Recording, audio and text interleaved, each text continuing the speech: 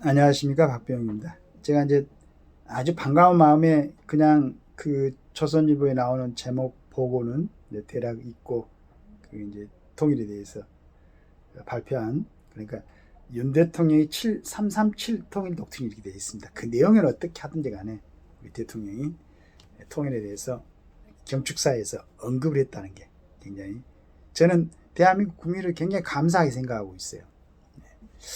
그런데 이제 제가 이렇게 서둘러서 얘기는 했지만은 뭐 조금 아마 정리가 되지 않는 내용이죠. 그런데 서울신문 사설에서 그 이 부분에 대해서 조금 정리해 놓은 게 있어가지고 제 조금 그런 부분을 갖다가 보충하는 의미로서 한번 읽어 드리면서 한번 확인해 보도록 하겠습니다. 윤석열 대통령이 분단 체제가 지속되는 한 우리의 강복은 미안성일 수밖에 없다면서 한반도 전체 국민이 주인인, 그랬습니다. 이 가슴 떨리는 일입니까? 한반도 전체 국민이 주인인, 북한도 포함한다는 얘기입니다. 자유민주통일 국가가 만들어지는 그날 비로소 완전한 강복이 실현된다고 밝혔다. 자유가 북녘 땅으로 확장돼 남북이 통일될 때 진정한 강복과 건국이 완성된다는 윤석열식 통일 구상인 것이다. 윤 대통령이 어제 79주년 강복절 축사는 8.15 통일 독트린이라는 이름을 붙였을 만큼 새로운 통일 담론이 대부분을 차지했다. 지금까지 역대 대통령 강복절 축사가 한일의 과거와 미래 지향에 방점을 둔 게 많았다면 올해는 한일 관계를 거의 생략하고 통일의 원대한 구상에 비중을 둔 점이 특징이다. 이렇게 나아가야 됩니다. 이제 한일 관계 같은 것은 우리나라가 뭐 이런다 국민 뭐 전체 이제로는 일본이 인구가 많으니까 일본을 조금 이제 추월한 모양이에요. 대단한 일이죠. 우리가 지금도 뭐 일제 식민지 잔재 무슨 위안부 이런 얘기를 하고 있는 과정에 이러면서도 우리가 일본의 그 국민수도를 뛰어넘었다는 게 대단한 일입니다. 이제는 그 부분보다는 이제 남북관계 이 통일에 대해서 발표를 한 윤 대통령의, 저는 이제 하여간 뭐 통큰 전략 이렇게 생각을 하고 있습니다. 남북관계는 2019년 베트남 하노이 미국 정상회담 이후 5년 이상 단절된 상태다. 북한 김정은과 몇 차례 정상회담을 가진 문재인 정권조차 하노이 회담 이후 토사구팽을 당한 뒤로는 속수무책으로 남북관계는 완벽하게 끊겼다. 김정은은 지난해 말 남북관계를 두 개의 적대 국가관계로 규정하고 남반부 전 영토 평정을 위한 대사변 준비로 남한을 이어가고 있다. 남북교류가 끊긴 현실과 변화한 국제정세를 반영해 대한민국이 먼저 할 수 있는 일을 우선 설정한다는 게 축사에서 제시된 3대 비전과 3대 추진 전략, 7대 통일 추진 방안이라 하겠다.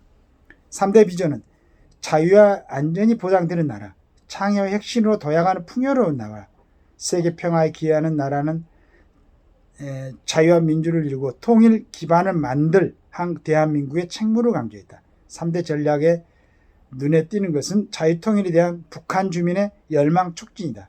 7대 방안에 나와 있듯 북한 인권 국제회의와 북한 자유인권 펀드를 강화하거나 신설하고 북한 주민이 대한민국의 자유민주를 접할 수 있도록 정보 접근권도 확대하겠다는 것이다. 하나같이 북한 지도부가 듣기엔 거부갈 전략들이지만 민족 공동체 통일 방안 첫 번째 방안인 화해 협력도 달성하지 못한 상황에서는 차선의 선택일 수 있을 것이다. 그럴 수밖에 없습니다. 이런 방법을 쓸 수밖에 없죠. 국제적 지지 확보, 언급도 중요하다. 체제 경쟁에서 완패한 북한은 남한을 제1의 적대국으로 간주하고 얼마 되지 않는 자산을 핵개발에 쏟아붓고 있다. 북한과 대조적으로 대한민국은 자유와 민주의 가치로 선진국에 도달했다. 한반도 비핵화와 함께 자유민주를 번성시켜 평화적 통일을 이루겠다는 대한민국에 대한 국제사회의 지지를 넓혀가겠다는 것이다. 윤 대통령은 수해 피해가 큰 북한에 인도적 지원을 하겠다고도 밝혔다. 또한 의제를 가리지 않는 남북협의체를 만들어 대화를 복원하자는 제안도 했다. 어깃장 놓지 말고 북한이 수행할 기대한다.